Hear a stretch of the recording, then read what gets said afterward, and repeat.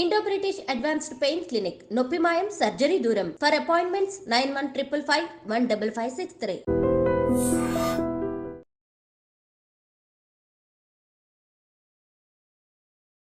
Welcome to iDream media. So జనరల్గా diabetes చాలా మందిని ఇబ్బంది పెడుతూ ఉన్న ప్రాబ్లము. ఎన్ని మందులు వాడినా, సో ఎలాంటి డైట్ తీసుకున్నా కానీ కంట్రోల్లో ఉంటుంది, పూర్తి స్థాయిలో తగ్గట్లేదని చెప్తూ ఉంటారు. అయితే ఆయుర్వేదంలో వీటికి చాలా చక్కటి పరిష్కారం ఉంది, తగ్గించుకోవచ్చు, రివర్స్ చేసుకోవచ్చు. ఇక అయితే ఇప్పుడు మనం హెచ్బిఏవన్సి పోస్ట్ బ్లడ్ షుగర్ లెవెల్స్ కరెక్ట్గా ఉన్నా కానీ ఫాస్టింగ్ బ్లడ్ షుగర్ అనేది అసలు చాలా మందిలో ఎక్కువగా ఉంటూ ఉంటుంది. ఎంత ట్రై చేసినా ఇది తగ్గదు. ఆయుర్వేద పరంగా అది అసలు దీన్ని ఏమంటారు, ఎందుకు ఎక్కువగా ఉంటుంది, ఎలా కరెక్ట్ చేసుకోవచ్చు, పూర్తి వివరాలు తెలుసుకుందాం. మనతో పాటు ఉన్నారు ప్రముఖ ఆయుర్వేద వైద్య నిపుణులు ప్రొఫెసర్ డాక్టర్ టి వేణుగోపాలరావు గారు from Ojas ayurvedic centre, Chikkadpally. Doctor గారు నమస్తే. ధన్వంతరియనమ్మా, నమస్కారం. డాక్టర్ గారు, అంటే డయాబెటీస్ అనేది అంత పూర్వమే ఉందా ఆయుర్వేదంలో చెప్పడానికి? మీకు ఒక విషయం చెప్తే ఆశ్చర్యపోతారమ్మా. డయాబెటీస్ ఇప్పుడు వచ్చింది కాదు, ఆయుర్వేదంలో పేరు మారింది. దీనికి పేరు మారింది తప్ప రోగం ఒకటే. ఆయుర్వేదంలో ప్రమేహ రోగం, ముఖ్యంగా మధుమేహం, అంటే 20 రకాల ప్రమేహాలని సరిగా ట్రీట్మెంట్ చేయకపోతే, అంటే సరైన సమయంలో ట్రీట్మెంట్ చేయకపోతే అది మధుమేహం కింద మారుతుందని ఆయుర్వేదంలో చెప్పారు. సో మనకి చరిత్రలో, మనకి పురాణాలలో కనుక చూస్తే ఒక రకంగా, అంటే ఇది ఒక వర్షన్ ఉంది, అది నిజమా కాదా నాకు కూడా తెలియదు. విఘ్నేశ్వరుడు, వినాయకుడు, the first person who detected as obese diabetes. So అందుకనే అతనికి బిల్వపత్రము, తర్వాత బిల్వపత్ర పూజ అనేది చేస్తుంటారు ఎక్కువ. తర్వాత దర్భ, గరిక. సో వీటన్నిట్లలో ప్రమేహాన్ని తగ్గించే గుణాలు ఉన్నాయన్నమాట.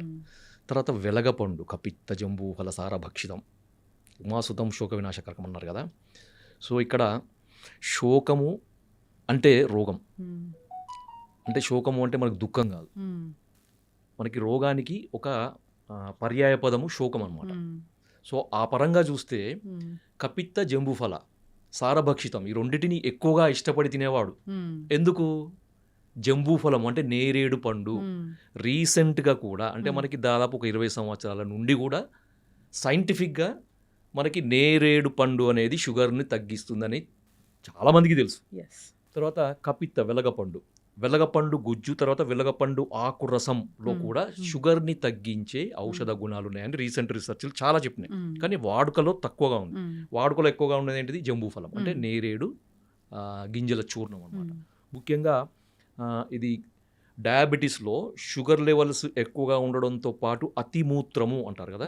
సో ఫ్రీక్వెంట్ యూరినేషన్ ఉండి షుగర్ లెవెల్స్ ఎక్కువగా ఉండే వాళ్ళలో నేరేడు గింజల యొక్క పొడి ప్రతిరోజు ఉదయం 1 టీ స్పూన్, మధ్యాహ్నం 1 టీ స్పూన్, రాత్రి 1 టీ స్పూన్, తినకంటే ఒక అర్ధగంట ముందు కనుక తీసుకుంటే అతిమూత్రం చాలా అద్భుతంగా తగ్గుతుంది. ఇది నేను చెప్పింది కాదు, ఇది అనుభవపూర్వకంగా మన పూర్వీకులు చెప్పింది, ప్లస్ మన గ్రంథాల్లో నిక్షిప్తం చేయబడింది.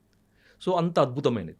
ఇంకొకటి నేరేడు, నేరేడు యొక్క ఈ గింజల చూర్ణమే కాకుండా దాని పట్ట, దాని యొక్క బెరడు పొడిని కూడా వాడతారనమాట కొంతమంది. సో ఆ బెరడు పొడి కూడా ఈ షుగర్ని కంట్రోల్ చేసే యాక్టివిటీ ఉంది. అందుకని ఏంటంటే మనకి చరిత్రలో, మనకి పురాణాలలో ఒబేస్ డయాబెటిక్ మన విఘ్నేశ్వరుడు అనమాట. సో మనకి పురాణాలు, అందుకనే మనకి ఎక్కువగా పూజలో వాడే వింశతి పత్రాలు అంటారు కదా.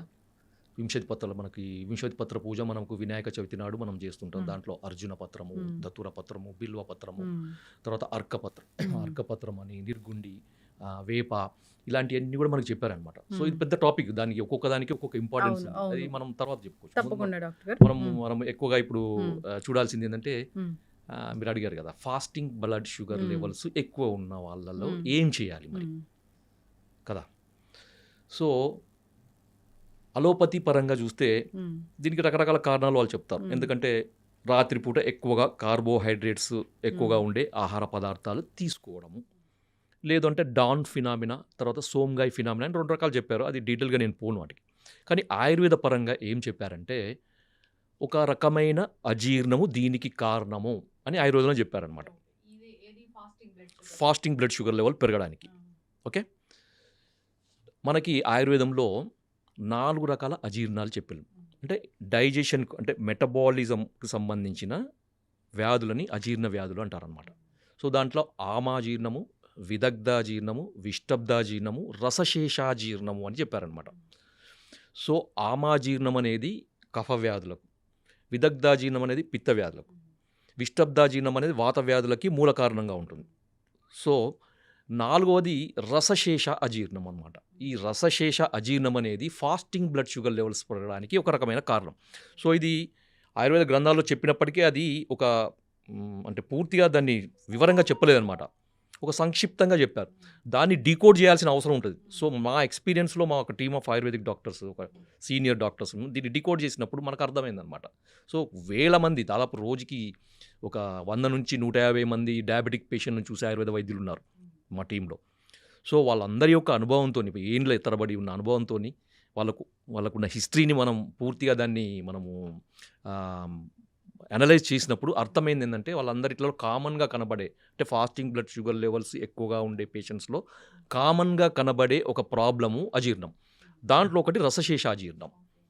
సో ఈ రసశేషాజీర్ణాన్ని కరెక్షన్ చేసినప్పుడు మనము ఫాస్టింగ్ బ్లడ్ షుగర్ లెవెల్స్కి అడిషనల్గా షుగర్ను తగ్గించాల్సిన మందులు వాడే అవసరం లేకుండానే కేవలం మనకి ఇండైరెక్ట్గా ఈ అజీర్ణం తగ్గిస్తే ఆటోమేటిక్గా తగ్గిపోతుంది. సో ఇది ఆయుర్వేదంలో ఉన్న ఒక అద్భుతమైన విశేషం అన్నమాట. ఎస్. సో మనకి రసశేషాజీర్ణం అనేది ఫాస్టింగ్ బ్లడ్ షుగర్ లెవెల్స్ పెరగడానికి నార్మల్గా ఎంత మందులు వాడినా కానీ, ఎంత ప్రయత్నాలు చేసినా కానీ, అది ఆహారం ద్వారా కానీ, మందుల ద్వారా కానీ, ఎక్సర్సైజ్ ద్వారా కానీ ఎన్ని ప్రయత్నాలు చేసినా కానీ తగ్గదు. డాక్టర్లకే ఇంకా విసుగెత్తుతుంది అనమాట. ఏం చేయాలో అర్థం కాదు. చాలామంది నేను చూశాను.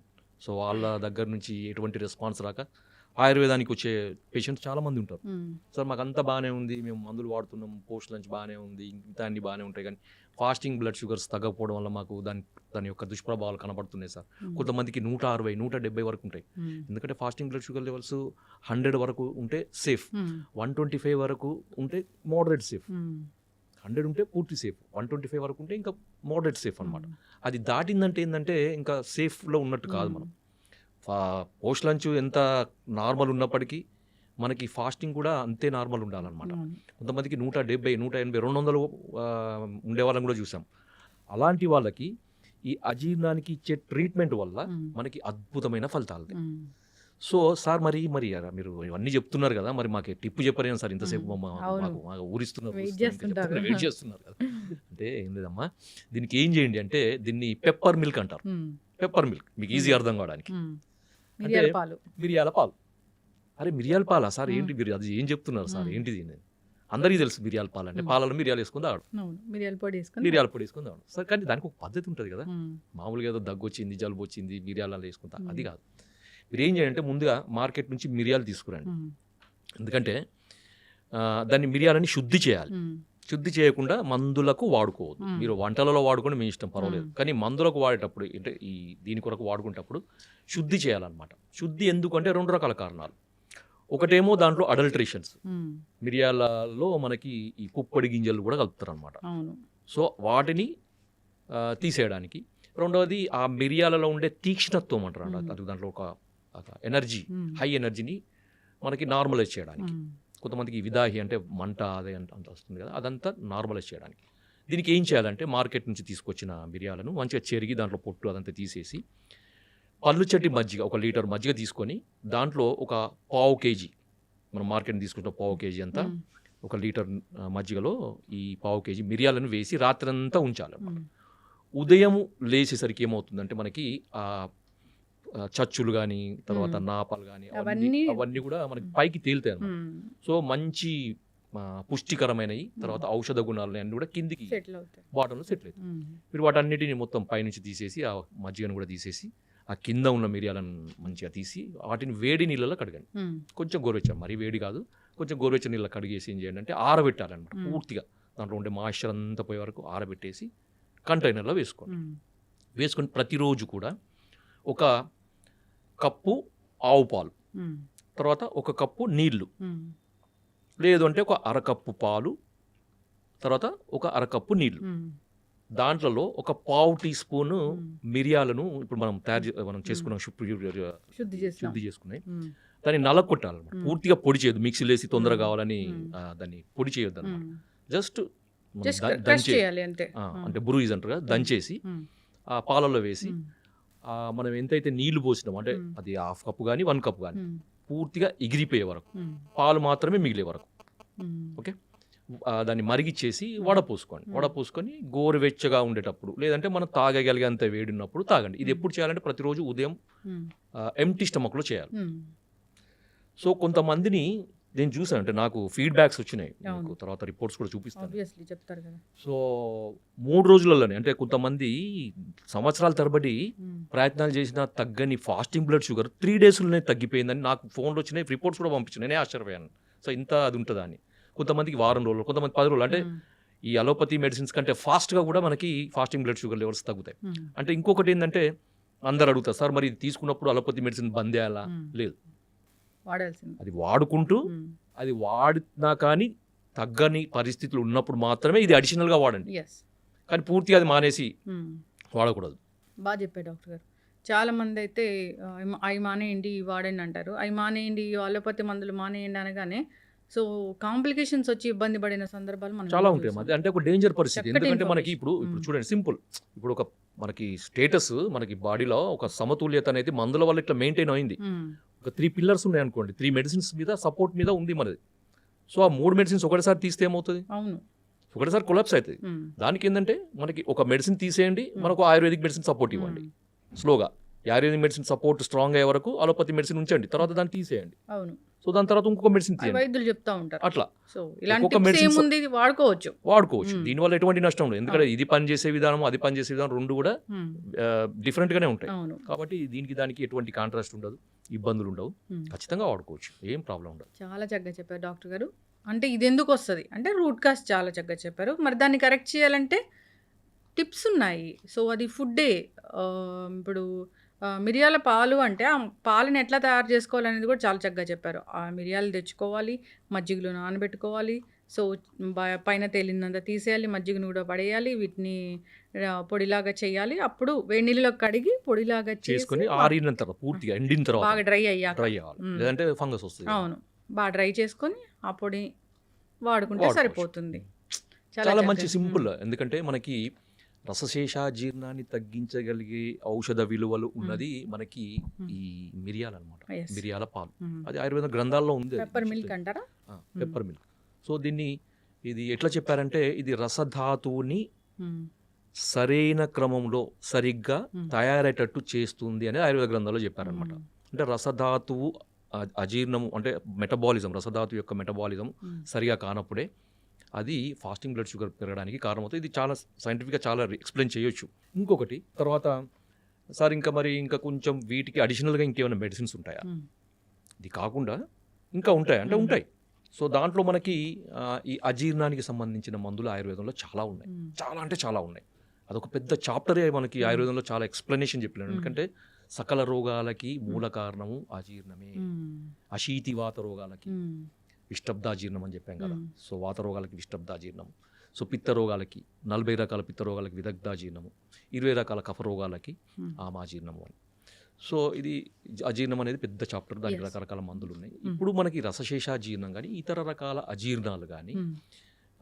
వాటికి ఒక అద్భుతమైన ఆయుర్వేదంలో మనకి బసవరాజ్యం అనే గ్రంథంలో ఒక మంచి మందు చెప్పారు. మ్మ్. సో దాని పేరు అజీర్ణ బల కాలానలం. మీరు మళ్ళీ చెప్తాను, మళ్ళీ గుర్తుపెట్టుకోండి, మీరు కావాలంటే మళ్ళీ రాసుకోవచ్చు. అజీర్ణ బల కాలానలం. సో ఇది మేము కొంతమంది పేషెంట్లకి అడిషనల్గా ఇచ్చి మంచి రిజల్ట్స్. అంటే మేము షుగర్ ఉన్నప్పుడు షుగర్ని తగ్గించే మందులు వాడం మేము మ్మ్. ఎక్కువగా. సో దానికి మూల కారణమైంది ఏ అజీర్ణం అనేది పనిచేస్తుంది అక్కడ, మ్మ్. ఆ పేషెంట్లో ఏ అజీర్ణం ఉంటుంది అనేది అనలైజ్ చేసి దానికి తగ్గట్టు ట్రీట్మెంట్ ఇస్తే ఆటోమేటిక్గా షుగర్ లెవెల్స్ తగ్గుతాయి. అవును. అడిషనల్ మందులు వాడాల్సిన అవసరం లేకుండా Yes. నార్మల్ ఉంటుంది అనమాట. సో ఇది కాన్సెప్ట్ అనమాట ఆయుర్వేదంలో. అంతే తప్ప షుగర్ పెరిగింది, షుగర్ని తగ్గించే మందులు వాడండి, ఇది ఎప్పుడు లైఫ్ లాంగ్ ఇట్లా ఉంటుంది. ఈ షుగర్ తగ్గడానికి ఆయుర్వేదం మందులు ఎందుకు, అలోపతి మందులు కూడా ఉన్నాయి కదా, Yes. ఇన్సులిన్ కూడా ఉంది కదా. చక్కటి ఇన్ఫర్మేషన్ డాక్టర్ గారు. ఇబ్బంది పడుతున్న వాళ్ళు కాంటాక్ట్ చేయాలని కోరుకున్నామండి. సో అంతేకాదు దీన్ని వాడుకోవచ్చు, చాలా వెరీ సింపుల్. ఇది ఈ పెప్పర్ మిల్క్ తయారు చేసి తీసుకోవడం కూడా ప్రతిరోజు తీసుకున్నా డయాబెటీస్ ఉందా లేదా, ఫాస్టింగ్ బ్లడ్ షుగర్ పెరిగిందా అది కాదు, ఎట్లయినా కూడా మామూలుగా కూడా అందరూ తీసుకోవచ్చు. Yes. మామూలుగా నాన్ డయాబెటిక్ వాళ్ళు కూడా తీసుకోవచ్చు. దీంట్లో Yes. ఏం ప్రాబ్లం ఏం లేదు. షుగర్ ఉన్న వాళ్ళే తీసుకోవాలని ఏం లేదు. అవును. ఇది జీర్ణానికి సంబంధించిన ఇష్యూని అంతే. Clear క్లియర్ చేస్తుంది. చేస్తుంది కాబట్టి చక్కటి ఇన్ఫర్మేషన్ అండి. ధన్యవాదాలు డాక్టర్ గారు. ధన్యవాదాలు. జై ధన్వంతరి.